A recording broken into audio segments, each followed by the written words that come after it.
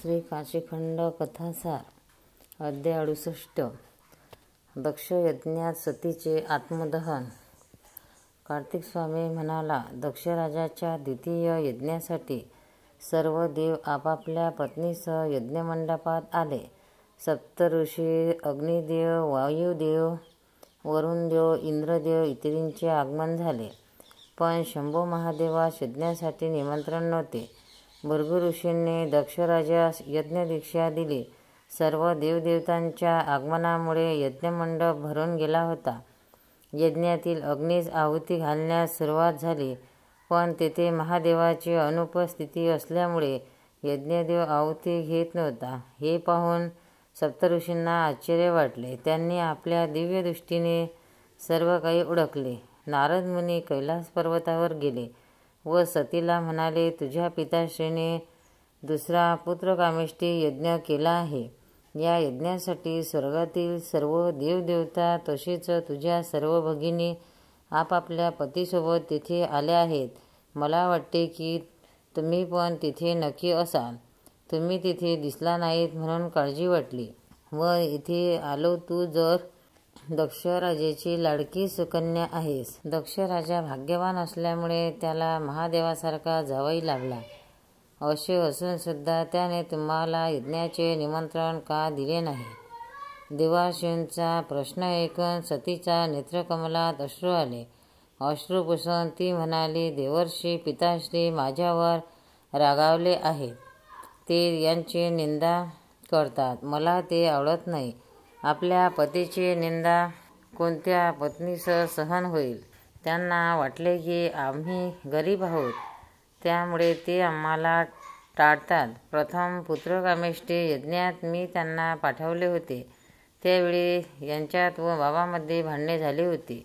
सर्व देवांच्या उपस्थितीत बाबा यांना वाटेल ते बोलले, त्यामुळे आता आम्ही जाणार नाही. नारद मुनी म्हणाले, मग अगं सती, तुला बोलावले नाही तरी यज्ञदेवतेचे दर्शन घेऊन ये. तुझ्या पिताश्रींनीच हा यज्ञविधी करण्यात सुरुवात केली आहे.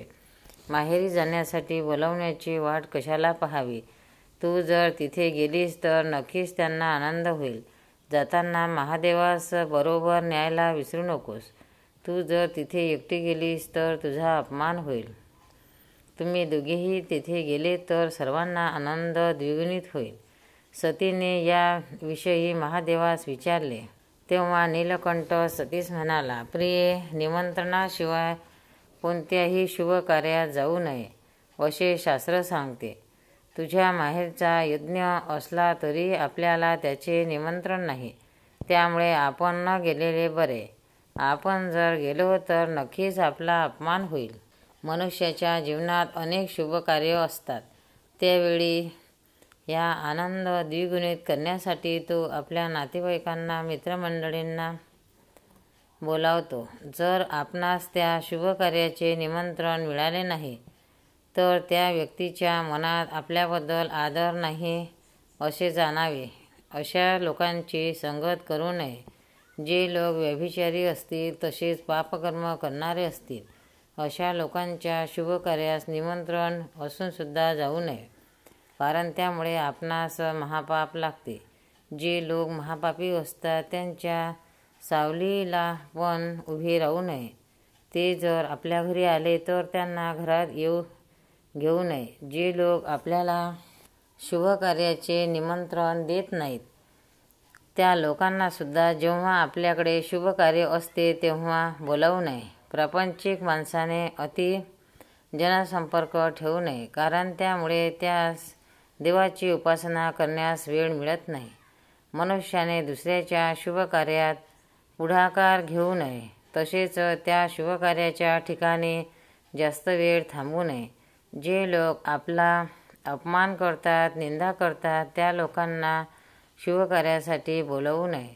दक्षराजाने माझ्या सर्व देवतांच्या उपस्थितीत अपमान केला, त्यामुळे मी तिथे येणार नाही.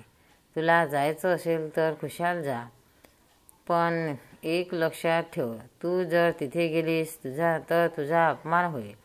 आपल्या पतीची आज्ञा म्हणून सती माहेरी निघाली. सतीबरोबर सर्व शिवगण सुद्धा दक्षराजाच्या यज्ञस्थळी आले. सर्व यज्ञ जाऊन यज्ञमंडपाच्या बाहेर उभी राहिली. फक्त सती आत गेली. तिला पाहून प्रसूती राणीस आनंद झाला. तिथे तिच्या अनेक भगिनीसुद्धा उपस्थित होत्या. त्यांनी मात्र सतीचा अपमान केला. त्यानंतर ती दक्षराजाजवळ आली. यज्ञ सुरू असल्यामुळे दक्षराजाने मौनव्रत स्वीकारले होते. सती दक्षाला रागावून म्हणाली, "तर तुम्ही सर्वांदेखत महादेवाचा अपमान का केलात?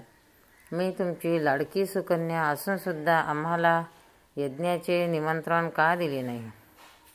तुम्ही साक्षात शंकराचा अपमान केला, त्यामुळे तुमचा यज्ञ सफल कसा होणार? आता मी शांत बसणार नाही. मी तुम्हाला नकोशी झाली आहे ना, त्यामुळे मी माझे शरीर दग्न करते." दक्ष राजा काहीही बोलला नाही. त्यामुळे सतीचा क्रोधाग्नी भडकला. तिने यज्ञदेवतेच्या पूर्व दिशेस योगासन घातले व कुंडलिनी शक्ती जागृत केली. त्यामुळे शरीरातून अग्नी निर्माण करून स्वतःचे शरीर जाळून घेतले. सती अनंतात विलीन झाली. शिवगणांनी ही वार्ता कळली. आपली सती माता अनंतात विलीन झाल्यामुळे त्यांना वाईट वाटले. त्यांनी यज्ञाचा धुमाकूळ घातला.